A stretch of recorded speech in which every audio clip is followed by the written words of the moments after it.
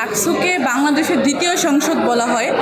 ডাকসু নির্বাচনের যে প্রভাবটা সেটা জাতীয় নির্বাচন পর্যন্ত গড়াবে। ডাকসু নির্বাচন যদি সুষ্ঠু হয় তাহলে পরবর্তী সময় যে জাতীয় নির্বাচনটা আসবে সেই জাতীয় নির্বাচনে অনুরূপ এবং সেরকম একটা পরিবেশ থাকবে। আমাদের নির্বাচন কমিশন কিংবা ঢাকা বিশ্ববিদ্যালয় প্রশাসন যদি এই নির্বাচনটাকে নিরপেক্ষ না করতে পারে, পক্ষপাতমূলক নির্বাচন থেকে এটাকে বাঁচাতে না পারে, তাহলে এটার কিন্তু ডিপলি জাতীয় নির্বাচনের উপর এটার প্রভাব পড়বে।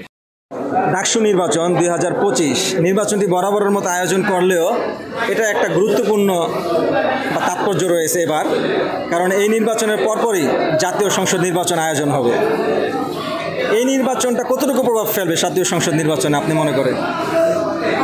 একটা প্রচলিত কথা রয়েছে যেখানে বলা হয় ডাকসুকে বাংলাদেশের দ্বিতীয় সংসদ বলা হয়। আমরা এই ডাকসু নির্বাচনটাকে গণতান্ত্রিক উপায়ে সুষ্ঠুভাবে সম্পূর্ণ নিরাপত্তার সহিতই ভোট কেন্দ্রগুলোতে সুষ্ঠু নির্বাচন এবং নিরপেক্ষভাবে নির্বাচন হবে। যারা প্রার্থীরা যাকে যোগ্য মনে করবে কাজের ভিত্তিতে তাকে ভোট দিবে এবং যোগ্য প্রার্থীরাই ডাকসুতে আসবে। আর আশা করছি এই নির্বাচন সুষ্ঠু হলে এবং নিরপেক্ষভাবে নির্বাচন হলে, গণতান্ত্রিক উপায়ে নির্বাচন হলে দেশবাসী আশা রাখতে পারে সামনের যেই জাতীয় নির্বাচন আছে সেই ক্ষেত্রেও সেটার এই প্রভাবটাও জাতীয় নির্বাচনে পড়বে। জাতীয় নির্বাচনও সুষ্ঠু হবে এবং গণতান্ত্রিক উপায়ে সেটা সামনে এগিয়ে যাবে। আগামী 9 তারিখে ডাকসু নির্বাচনের ভোট গ্রহণ, এই নির্বাচন কি আগামী সংসদ নির্বাচনে কোনো প্রভাব ফেলবে কিনা?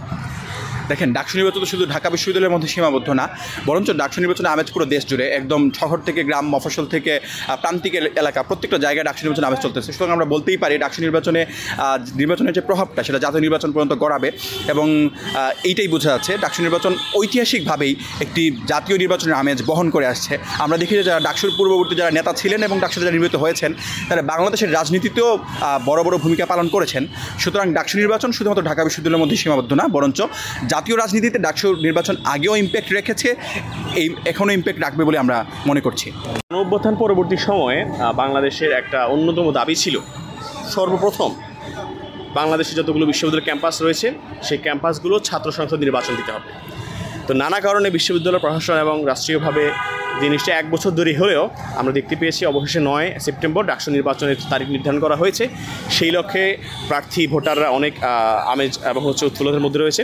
তো এই জায়গা থেকে আমি মনে করি ডাকসু নির্বাচন মানুষের মধ্যে একটা মেসেজ নিয়ে আসতেছে যে ডাকসু নির্বাচন যদি সুষ্ঠু হয় তাহলে পরবর্তী সময় যে জাতীয় নির্বাচনটা আসবে সেই জাতীয় নির্বাচনে অনুরূপ এবং সেরকম একটা পরিবেশ থাকবে।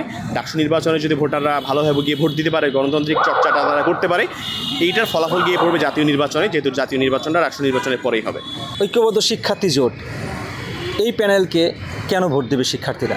ব্যতিক্রম কি আছে এই প্যানেলে?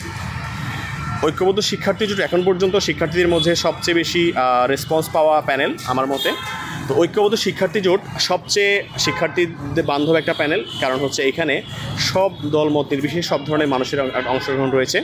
এখানে অমুসলিম রয়েছে, হিজাবি রয়েছে, নন হিজাবি রয়েছে, এখানে জুলাই যোদ্ধারা রয়েছে। এর পাশাপাশি এই প্যানেলে রয়েছে একাডেমিকভাবে খুবই এক্সেলেন্স কিছু মানুষজন যারা তার ডিপার্টমেন্টে ফার্স্ট। তো সার্বিকভাবে এই প্যানেলকে শিক্ষার্থীরা মনে করছে সবচেয়ে তাদের জন্য যোগ্য এবং তাদের জন্য তাদের আশা আকাঙ্ক্ষা পূরণের সবচেয়ে যোগ্য দাবিদার হচ্ছে এই প্যানেল।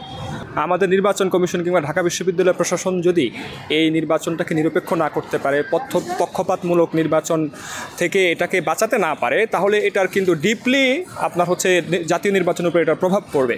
ফলে আমরা খুব ভালোভাবে সতর্ক করে দিচ্ছি যে আমরা ঢাকা বিশ্ববিদ্যালয় ডাকসু নির্বাচনকে যেন কোনোভাবেই কোনো সংগঠনকে বা সামনে সরকারে আসবে বা এই ধরনের কোনো কিছু বা যাদের সাংগঠনিক শক্তিমত্তা বেশি এই ধরনের কোনো জিনিস দিকে লক্ষ্য করে নির্বাচনকে যেন কোনোভাবেই একদিকে ঝুঁকে না দেওয়া বা প্রশাসন যেন কাউকে বিশেষ ফায়দা না দেয়, যেটা আমরা আরও কিছু খবর পেয়েছি।